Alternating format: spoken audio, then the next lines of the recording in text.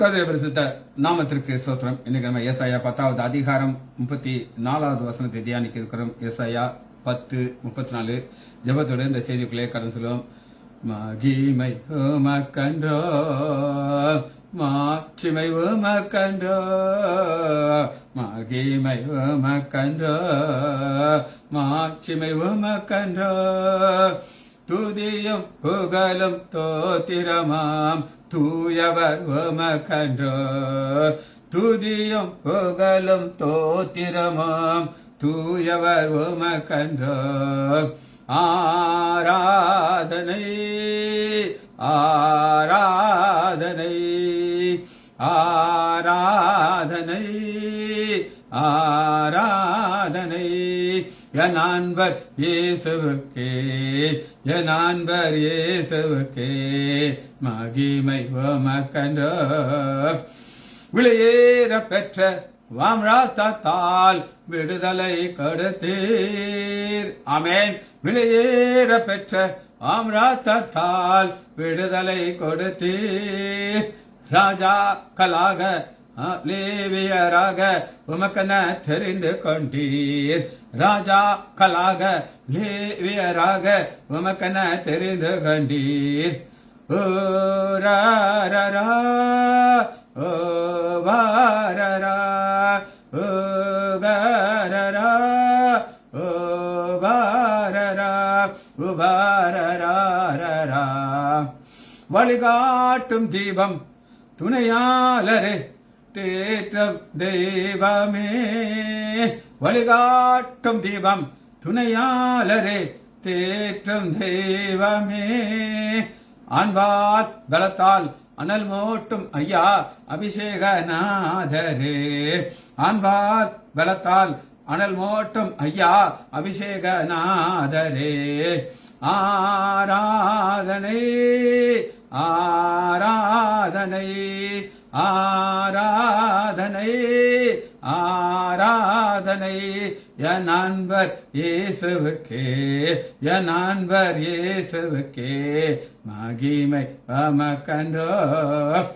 எப்போதும் இருக்கின்ற இனிமேலும் வருகின்ற எங்கள் ராஜாவே, எப்போதும் இருக்கின்ற இனிமேலும் வருகின்ற எங்கள் ராஜாவே, ஓம் நாமம் வாழ்க, ஓம் அரசு வருக, ஓம் சித்தம் நிறைவேறுக, ஓம் நாமம் வாழ்க, ஓம் அரசு வருக, ஓம் சித்தம் நிறைவேறுக.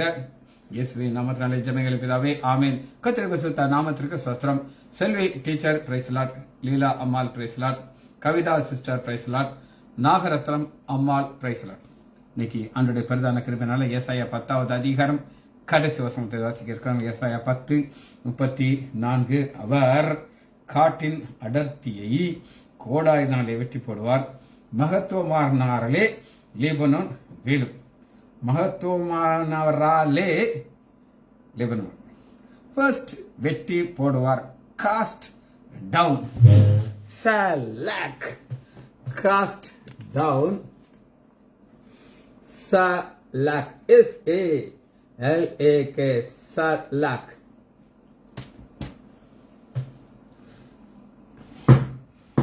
வெட்டி போடுறது. இந்த வெட்டி போடுறத நீங்க எங்க பார்க்கலாம்? ஆதியாகமம் 21வது அதிகாரம்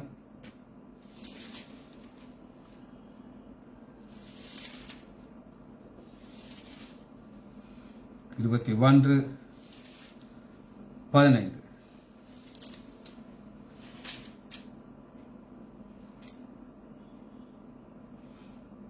அதாவது டிரான்ஸ்லேஷன்ல ஒரு சின்ன ஒரு வித்தியாசம் வரும். அது என்ன உங்களுக்கு காட்டுறேன். 21:15 அவள் பிள்ளையை ஒரு செடியின் கீழ் விட்டு, காஸ்ட் டவுன் வெட்டி போடுறது.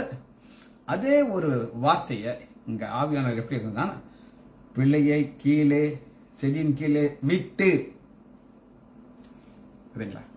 டிரான்ஸ்லேஷன்ல சலாக்குங்கிறது ஒரு வார்த்தை தான். இந்த சலாக்குங்கிற வார்த்தை ஏசாயால ஆண்டோட வெட்டி போடுவேன்னு சொல்லியிருக்குது. ஆனால் ஆகார் தன்னுடைய பையனை பிள்ளையை ஒரு செடியின் கீழ் விட்டு அதாவது டு த்ரோங்கிறது ஒரு அர்த்தம். காஸ்ட் டவுன் த்ரோங்கிற வார்த்தை, ஆனா பிள்ளையை செடியும் கிளை விட்டு. இங்கிலீஷ்ல எப்படின்னா காஸ்ட் த சைல்டு, அதே வார்த்தை தான் இங்கிலீஷ்ல வரும். சரி, தமிழ்ல தான் சின்ன வித்தியாசம். யாத்ராகமம் 15வது அதிகாரம் 25 15-25. செங்கடல கலந்தாச்சு, ஒரு ஜெயப்பாடல் பாடியாச்சு. இப்ப நடந்து வர்றாங்க. வனாந்திரத்திலே தண்ணி இல்லாமல் நடக்கிறார்கள். அவர்கள் மாறா வந்த பொழுது மாறாவின் தண்ணீர் கசப்பாய் இருந்தது, குடிக்கக்கூடாததுக்கு கசப்பு. நம்மளுடைய வாழ்க்கையில கசப்புகளை ஆண்டவர் அனுமதிப்பார் ஒரு பர்டிகுலர் டைம் வரை. அதுக்கப்புறம் அந்த கசப்பை மதுரமாக மாறுறதுக்கு எனக்கு காஸ்ட் டவுன். அப்பொழுது ஜனங்கள் மோசைக்கு விரோதமாக முறுமுறுத்து எண்ணத்தை குடிப்போம், முறுமுறுத்து எண்ணத்தை குடிப்போம். ஒரு அம்மா ஒரு பன் கையில கிடைச்சிருக்கு. அந்த பண்ணை வாங்கிட்டு இது ஹார்டா இருக்கிறது, பன் எப்படி இருக்கு, ஹார்டா இருக்கிறது. நான் நினைச்சேன், ஏசப்பா இந்த பன் எனக்கு கொடுத்தீங்க, அதுக்கு சோத்திரம். இந்த பண்ணை சாப்பிட்றதுக்கு எனக்கு ஒரு ஸ்ட்ரென்த் கொடுத்துருக்கீங்க, சோத்திரம் சொல்ற விட்டுட்டு பன் எப்படிங்க ஹார்டா இருக்கும். இவங்க என்ன எதிர்பார்க்கறாங்கன்னா அது அப்படியே பஞ்சு மாதிரி இருக்கணும்னு, அது ஒரு முறுமுறுப்புன்னு புரிஞ்சுக்கொள்ளணும். சரி பாருங்க, மோசே கர்த்தரை நோக்கி கூப்பிட்டான். அப்பொழுது கர்த்தர் மோசையை நோக்கி ஒரு மரத்தை காண்பித்தார். அதை அவன் தண்ணீரிலே போட்ட உடனே, தண்ணீர்ல போடுறது அரிசி அடிச்சு போடுறாங்க, வெட்டி போடுறான், அது கொஞ்சம் மறைவா இருக்குது. ஆனா தண்ணீரிலே போட்டது காஸ்ட் டவுன். சரி, இது மோசே செய்யறாரு. ஆரோன் அடுத்த ஒரு காரியத்தை செய்யறாரு, அது கொஞ்சம் ரொம்ப கேவலமான ஒரு காரியம், அது காஸ்ட் டவுன் தான் வருது. யாத்ராகமம் 32வது அதிகாரம் cost down.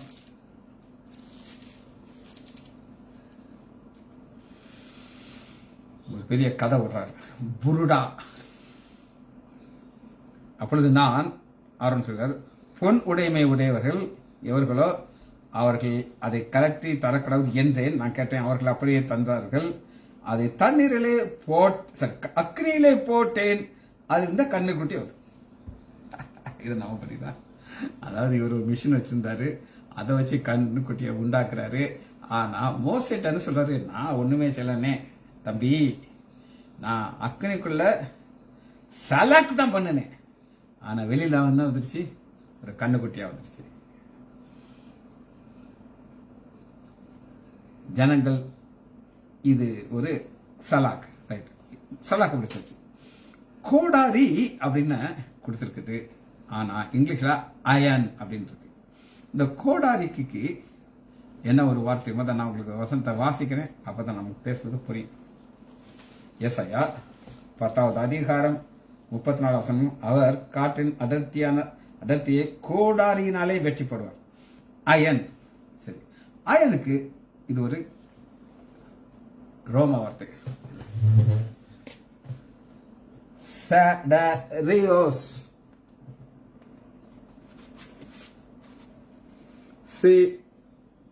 Sedarios, S-I-D-E, sad, Sedarios, S-I-D-E, sad, E வாசிங்க, இழுத்துங்க, Sedarios, E-R இணைச்சு தான் சொல்லணும் நீங்க, Sedarios, Eos, இது அயன். நான் சொன்னேன் உங்களுக்கு, இது எபிரேய வார்த்தை கிடையாது, கிரேக்க வார்த்தை. அப்ப இதை நீங்க எங்க பார்க்கலாம்னா, புதிய ஏற்பாட்டில் அப்போஸ்தலர் 12வது அதிகாரம்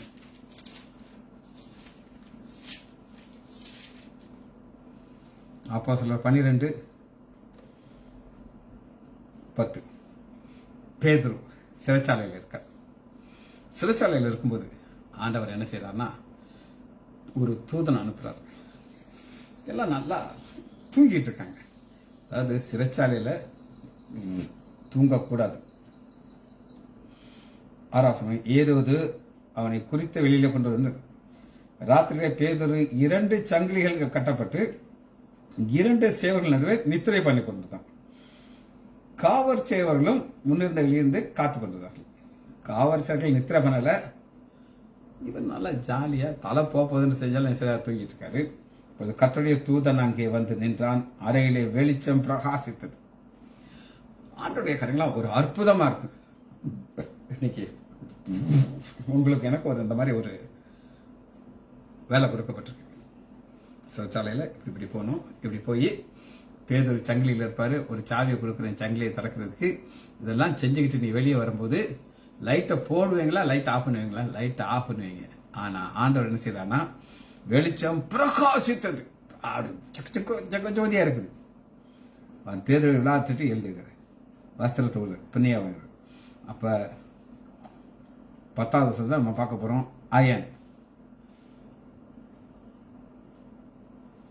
சிடாரியோஸ் அவர்கள் முதலாம் காவலையும் 2வது காவலையும் கடந்து நகரத்துக்கு போகிற இரும்பு கதவண்டே வந்து நிற்கும் போது அது தானாக திறந்து விடுது. இரும்பு கதவு, முதல் 2 கதவு மரக்கதவா இருக்கலாம். இந்த கதவு தான் உலகத்திற்கும் அதுக்குள்ள ஒரு கனெக்ஷன். வெளியில இருந்து பார்க்கும்போது அவ்வளவு ஒரு பெரிய இரும்பு கதவை போட்டிருக்காங்க, யாருமே உடைச்சிட்டு உள்ள முடியாது.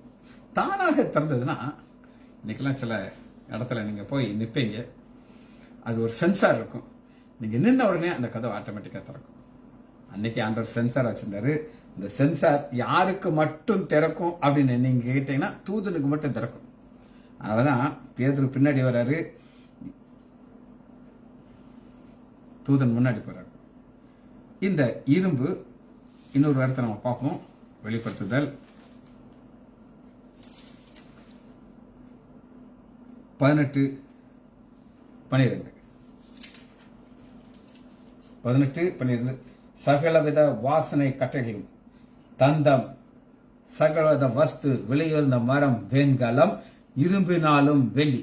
அப்ப இரும்பு one of the costliest thing. இன்னைக்கு இரும்புடைய விலை கம்மியா இருக்கலாம். சரி, 3வதாக எல்லாமே பாத்தீங்கன்னா நம்ம அயன் பார்த்தோம். இப்ப ஆக்ஸ், கோடாரி.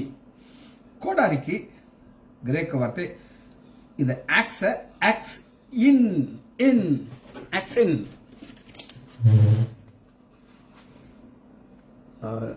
டீச்சர் நீ தப்பா போட்டிருக்கா. சிடாரியோஸ்ங்கிறது அயன். இப்பதான் நம்ம கோடாரியை பார்க்க போறோம். கோடாரிங்கிறது ஆக்சின், AXINE ஆக்சின். சிடாரியோஸ்ங்கிறது அயன், ஆக்சின்ங்கிறது ஆக்ஸ், AXE ஆக்ஸ். கிரேக்க வார்த்தை ஆக்சின், AXINE.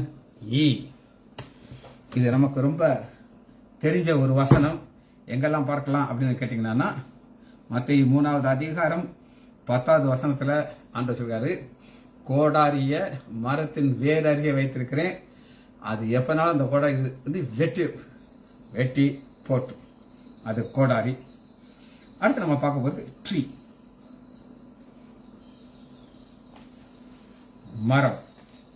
எசாயா 10வது அதிகாரம் 34 அவர் காற்றிலே அடர்த்தியை. இந்த அடர்த்திங்கிறது அடர்த்தியான மரம், ட்ரீ. மரத்திற்கு இஸ், இஸ்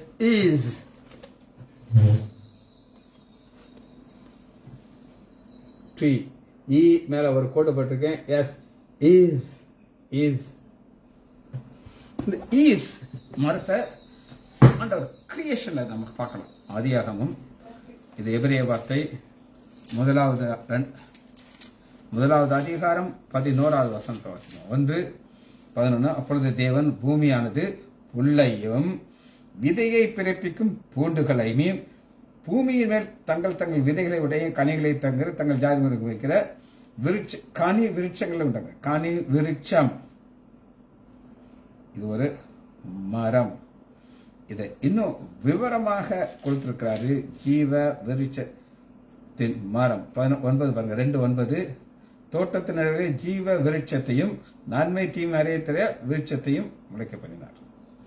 இதுதான் ஆண்டவர் கிரியேஷன் பண்றாரு. மரம்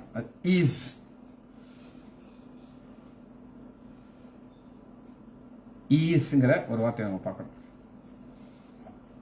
யாத்ராகமம் 9வது அதிகாரம் 25வது வசனத்துல, யாத்ராகமம் 9:25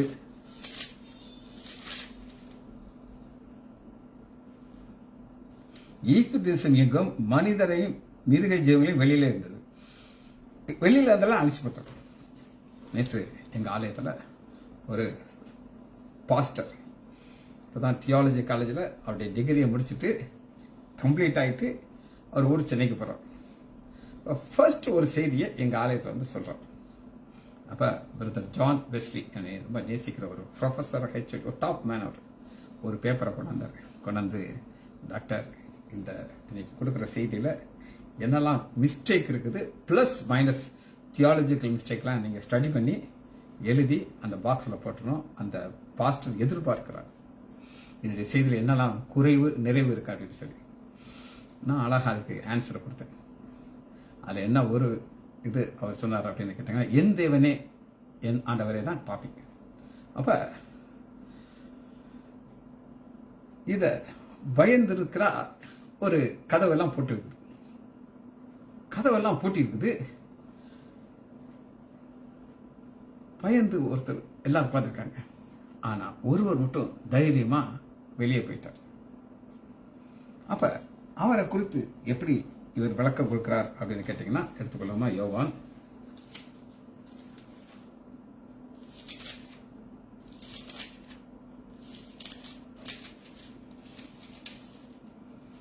26வது அதிகாரத்துல அவன் வீட்டில் இல்லை, வீட்டுக்குள்ள எல்லாம் இருக்காங்க, இவன் மட்டும் இல்லை.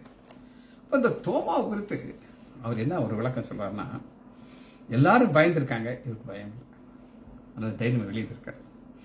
அப்ப வெளியே தைரியமா போனவரை தான் ஆண்டவர் வந்து சுசீஷனாக அனுப்புறார். எல்லாரும் இந்த சந்தேகப்படுற தோமா அப்படின்னு சொல்லுவாங்க, ஆனா இவர் ஒரு தைரியமான தேவைப்படுறாங்க. ஆனா எங்க பாத்தீங்கன்னா, இந்த வெளியிலங்கிறது யார் யாரெல்லாம் வெளியில இருக்காங்களோ அவங்களுடைய மரங்களை எல்லாம் ஆண்டவர் அக்னியில அழித்துக்கிறார். சரி, எதை அழிக்க கூடாதுங்கிறது ஆண்டவர் சொல்கிறார். உபாகமம் 20வது அதிகாரம் 19 நீ ஒரு பட்டத்தில் யுத்தம் என்ற அதில் நீ கோடரியை ஓங்கி அந்த மரங்களை வெட்டி சேதப்படுத்தாத அப்படிங்கிறார். ஏன்னா அதை நாளைக்கு சாப்பிட உபயோகிக்கிறார். கடைசியாக ஒரு வசனத்தை வாசி நம்ம அந்த முடிக்க இருக்கிறோம். ஏசாயா 41வது அதிகாரம் 19 41:19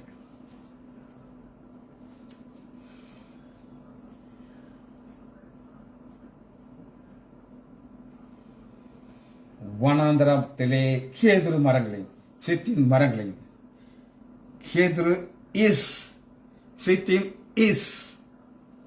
சரி, நம்ம லாங்குவேஜ் பார்த்தாச்சு. இப்ப நம்ம வார்த்தையை பார்த்ததை முடிக்க இருக்கிறோம்.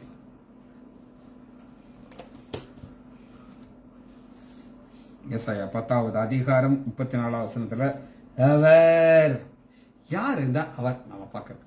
யார் இருந்தா அவர் தான் கொஸ்டின். யார் இவர் அப்படின்னு நீங்க கேட்டீங்கன்னா, அங்க இருந்து மகத்துவமானவராலே. இந்த மகத்துவமானவர் அப்படின்னா என்ன அர்த்தம்னா, அவருக்கு பவர் இருந்துகிட்டே இருக்கும். எனக்கு தெரிஞ்ச ஒரு டாக்டர், அவரு கவர்மெண்ட் ஹாஸ்பிட்டல்ல நம்பர் 1 போஸ்ட்ல இருந்தார், டாப் போஸ்ட். அதுக்கு மேல ஒரு போஸ்ட் விருதுநகர் ஜிஹெச்ல கிடையாது. ஆனா ரிட்டையர்ட் ஆயிட்டார் 2 மாசத்துக்கு முன்னாடி. அவர் நடக்கும்போது பார்க்குறேன், தலையை குனிஞ்சு அப்படி சோகமா நடக்கிறார். ஏன்னா இனி அவர் ஜிஹெச்சுக்குள்ள போக முடியாது. அவர் உட்கார்ந்துருக்கிற சேம்பில் வேறு ஒரு ஆள் உட்காந்துருப்பாரு. இவர் போனார்னா யாருமே இருக்குவானா வைப்பாங்கல்ல ஒரு சந்தேகம். ஆனா இங்க நம்ம பார்க்குற மகத்துவமானவரே அப்படின்னா அவர் தான் ஆதியில உண்டானார், உலகம் உண்டானதுக்கு முன்னாடி இருந்தாரு. அவருடைய வல்லமை என்ன அப்படின்னு கேட்டீங்க. இப்ப நம்ம பார்க்க போற வல்லமை அந்த அவருடைய பல வல்லமையில ஒரு வல்லமை என்னன்னா அந்த மகத்துவமானாரால செய்ய முடியும் அப்படின்னு கேட்டீங்கன்னா, ஏசாயா 31வது அதிகாரம் 31:9 அவனுடைய கண்மலை பயத்தினாலே ஒளிந்து போகும். அவர்கள் பிரபுக்கள் கொடியை கண்டு கலங்குவார்கள் என்பதை சியோனிலே நெருப்பையும் எருசலேமில் சூளையும் உடைய கர்த்தர். நெருப்பு சூளையை உடைய கர்த்தர். நெருப்பு பிளஸ் சூளை, இது ரெண்டுமே பயங்கரமானவற்றை தான் இருக்கும். நீங்க நெருப்பு வச்சுட்டு நீங்க அதை உங்களை எரிச்சு வந்து தீ குச்சியை வச்சுக்கிடலாம், ஆனா கொளுத்தி பாக்கெட்ல வச்சுக்கிறது உங்களை எரிச்சு. ஆனா இவர் தான் மகத்துவமான 4வது வசனத்துல இவர் ஒரு யுத்தம் பண்ணுகிறார். 32:4 ஏசாயா, கர்த்தர் என்னோட சொன்னது, சிங்கமும் பாலசிங்கமும் தங்கள் இரைகளை பிடிக்கும் பொழுது கர்ஜித்து தங்களுக்கு திரளான கூப்பிடுகிற மேய்ப்பர்கள் சத்தத்தினாலே கலங்காமலும். எவ்வளவு மேய்ப்பர்கள் இது கற்றுக்கிறாரு. என்ன அழகா அவர்கள் அமளி பண்ணதுனால பணியாமல் இருக்கிறது போல சேனைகளின் கர்த்தர் சியோன் மலைக்காகவும் அதன் மேட்டுக்காகவும் யுத்தம் பண்ண இறங்குவார். இந்த இறங்குறவர்கள் எப்படின்னா அந்த சூளையும் நெருப்போடு அவர் இறங்குவார். இது அவருடைய வல்லமை. இது ஒரு வார். எரேமியா 22வது அதிகாரம் 7வது வசனம். 22:7 எரேமியா, சங்காரக்காரரை அவர் ஆயுதங்களோடு கூட நான் உனக்கு விரோதமாக ஆயத்தம். சங்காரக்காரன்னா உங்களுக்கு ஒரு ஞாபகம் இருக்கா? சங்கார தூதர் அவன் தான் தலைச்சன் பிள்ளைகளை அழிக்கிறான். எந்தெந்த வீடுகள்ல பஸ்கா ஆட்டுக்குட்டியின் ரத்தம் பூசப்பட்டிருக்கிறதோ அந்த வீட்டுக்கு அழிவுறார். ஆண்டவர் கடந்து போவார். கடந்து போறதான் பாஸ் ஓவர், கடந்து போவார். இங்க அதே காரியத்தை ஒரு வித்தியாசமான வார்த்தையில் இருக்குது. சங்காரக்காரரை அவர் ஆயுதங்களோடு கூட நான் உனக்கு விரோதமாக ஆயத்த பண்ணுவேன். உன் உசிதமான கேதுகளை அவர்களை வெட்டி அக்னியிலே போடுவார்கள். எல்லாமே உசிதமானதுன்னா மோஸ்ட் பவர்ஃபுல் பீப்புள். அது பார்வனா இருக்கட்டும், பார்வனுடைய ரதமா இருக்கட்டும், எல்லாருமே பவரை அடிச்சு உள்ள தள்ளி விட்டுருவார். ஏசாயா 46:22. ஏசாயா 46:22. அவன் பாம்பை போல் சீறி வருவான். பாம்பு எப்படி? எனக்கு பாம்புனாலே அலர்ஜி. பாம்பை ஸ்கிப் பண்ணிடுவேன், அதை பார்க்க மாட்டேன். அது ஒரு பயங்கரமான ஒரு லுக் இருக்கும். எதிரி இப்படித்தான் சீருவான். அவன் ஆண்டவரை குறித்து கேவலமா பேசுவான். எசேக்கியா ராஜா உங்களை ஆண்டவரை நம்ப வைப்பான், ஆனா நம்பிடாது. அவன் ஒரு நெருங்கிய நாணல், எங்கட்டவா நான் உனக்கு என்னெல்லாம் செய்யும், அப்படிதான் சீறிட்டு வருவான். இராணுவ பலத்தோட நடந்து காடு வெட்டிகளைப் போல கோடாரியோடு அது மேல் வருவார்கள். எண்ணப்படாத மரங்களாக இருந்தாலும் அதை காட்டை வெட்டுவார்கள் என்று கர்த்தர் சொல்கிறார். எல்லாமே பாருங்க, ஒரே அந்த பேட்டர்ன்ல போகுது. காடு மரம் வெட்டுறது, சேம் கவுண்ட்லெஸ். 28வது வசனம், என் தாசனாகி யாக்கோபே. பாருங்க, அன்று யார்கிட்ட பேசுகிறான்னா யாக்கோபை சொல்ற, தாசனாகிய யாக்கோபே நீ பயப்படாதே என்று கர்த்தர் சொல்கிறார். நான் உன்னோடு இருக்கிறேன். இதுதான் நான் அவர்களை நிர்மூலமாக்கி எல்லாம் தாம் பிள்ளைகளை பாதுகாக்கிறார். ரைட், நாகும் எடுத்துக்கொள்வோம். பக்கம் 1081 நாகும் 1வது அதிகாரம் 21:9. நீங்கள் அவருக்கு விரோதமாக செய்ய நினைக்கிறது என்ன? அவர் சர்வாங்கம் பண்ணுவார், இடுக்கம் மறுபடியும் உண்டாகும். சர்வாங்கம் பண்ணுவார். சர்வாங்கன்னா ஃபுல் டிஸ்ட்ரக்ஷன் பண்ணிடுவார். விரோதமாக நீ யோசிக்கவே செய்யாத. ஆண்டவர் கொடுக்கிற ஒரு எச்சரிப்பு. மிக அருமையான ஒரு காரியத்தை நான் காட்ட போகிறேன். சகரியா 11வது அதிகாரம். சகரியா ஸ்டடி எடுக்கும்போது இதெல்லாம் நம்ம ரொம்ப டீப்பெல்லாம் நான் பார்த்தோம். லிபனோனே, இந்த லிபனோனை தான் ஆண்டவங்க சொல்றாரு, மகத்துவமானவராலே லிபனோன் விழும். அந்த லிபனோனை குறித்து இங்க லிபனோன் பேசுறாரு. லிபனோனே, என்னது லிபனோனே, அக்னி உன் கேதுரு மரங்களை பற்றிக்கும்படி உன் வாசல்களை திற. அதாவது தேவ கோபுரம் கேதுரு மரம் போல பிக்கஸ்ட் பர்சன், எவ்வளவு பெரிய ஆளா இருந்தாலும் சரி, அவனை கதவை தர.